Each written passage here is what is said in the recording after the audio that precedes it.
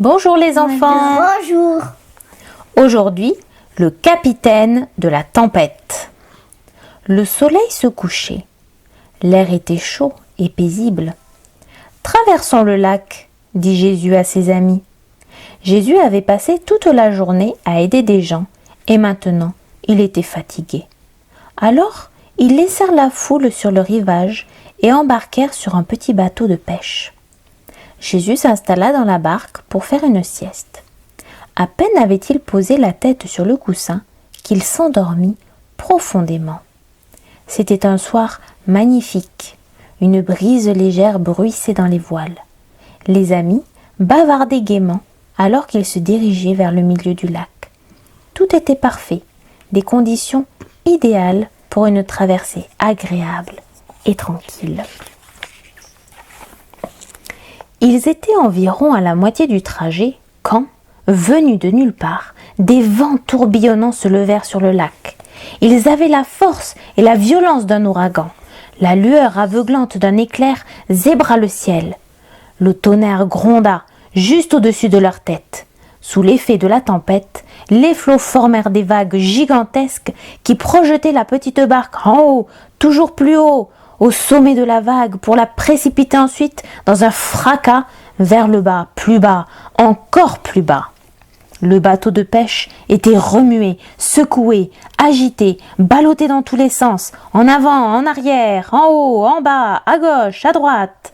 En plein milieu de la tempête, Jésus dormait. Or, les amis de Jésus, pêcheurs depuis toujours, n'avaient jamais vu, au cours de leurs longues années de pêche, une telle tempête. Malgré tous leurs efforts pour lutter contre le vent, à l'aide de leurs cordes et de leurs voiles, ils n'arrivaient pas à maîtriser leur bateau. Cette tempête était trop forte pour eux. Mais la tempête n'était pas trop forte pour Jésus. « Au secours !» crièrent les amis. « Réveille-toi, vite Jésus !» Jésus ouvrit les yeux. « Sauve-nous, viens nous secourir !» hurlèrent-ils. « Ça t'est égal qu'on meure ?» Bien sûr, Jésus s'intéressait à eux. C'est exactement pour cela qu'il était venu, pour leur porter secours et les sauver.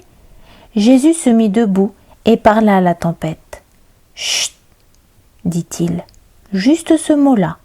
Il se produisit la chose la plus bizarre. Le vent et les vagues reconnurent la voix de Jésus. Ils l'avaient déjà entendue.